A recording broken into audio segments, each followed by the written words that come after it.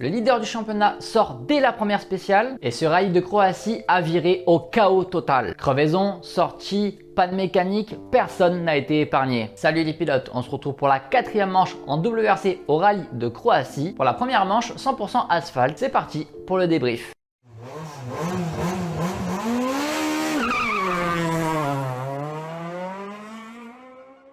Dès la première spéciale, coup de théâtre incroyable. Solberg, le leader du championnat, prend trop vite un virage, il tape le talus, ça la voit dans le bas-côté. Il sera bloqué et ne pourra pas ressortir de là. Abandon donc pour le Suédois. Un énorme coup dur pour le favori, ça profite directement à Evans. Son rival direct au championnat qui signe un scratch autoritaire et s'empare de la tête du rallye. Il repousse Pajarri à 8 secondes 1, Armstrong à 9 secondes 5, Fourmeau à 10 et Katsuta à 13.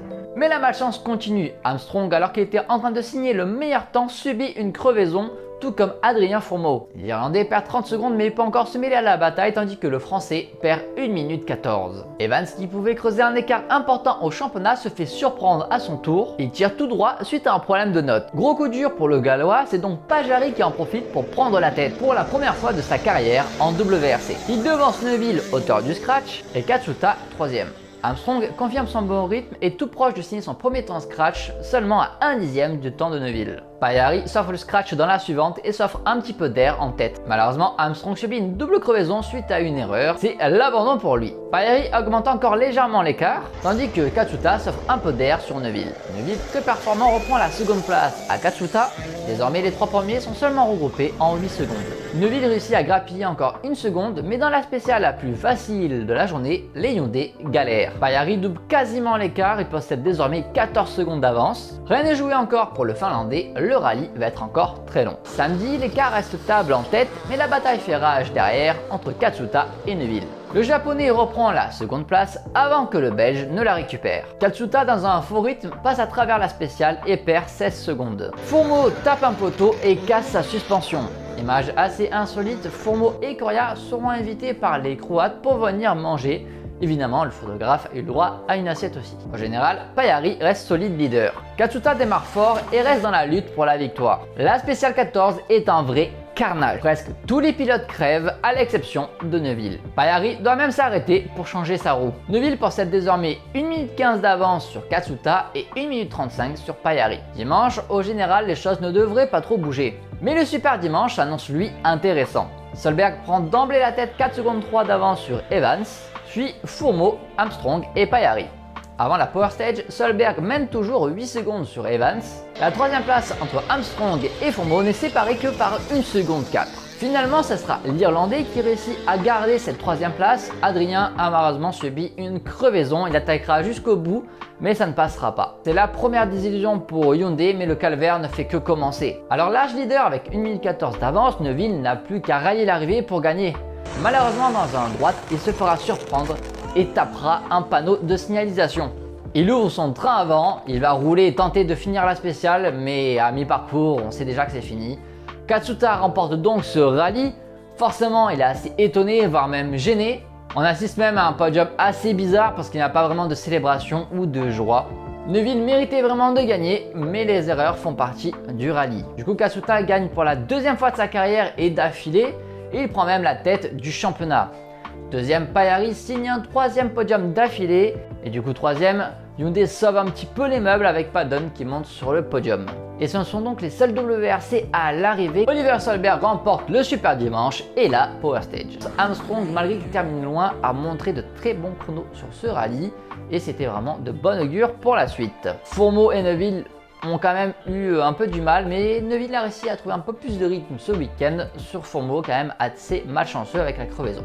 McErlin était encore une fois hors du coup et Solberg évidemment et Evans ont montré un bon rythme, mais ils étaient out dès la première journée. Du coup, niveau pilote, donc Katsuta est bien en tête devant Evans pour quelques petits points et on a désormais un quadruplé Toyota pour l'instant en tête des pilotes. Niveau constructeur, Toyota a désormais plus de 60 points d'avance sur Hyundai.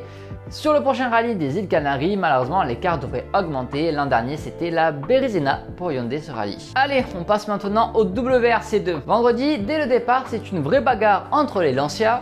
Nicolas Gréazine prend les commandes du rallye 1 dixième devant Léo Rossel, qui lui-même n'a que 1 seconde 1 sur son frère Johan Rossel. Dapra suit à 2 secondes 5, Andreas Mikkelsen est à 3 secondes 5. Chez les Français, Eric Camilli est 6ème, Arthur Pelamourgue est 8, Pablo Sarrazin lui malheureusement a subi une double crevaison et perd près de 3 minutes. Mais derrière, ça bouge beaucoup. Romy Jorgensen signe le scratch de la suivante et remonte 3ème. Léo glisse un peu, Gréazine garde la tête pour 1 dixième sur Johan.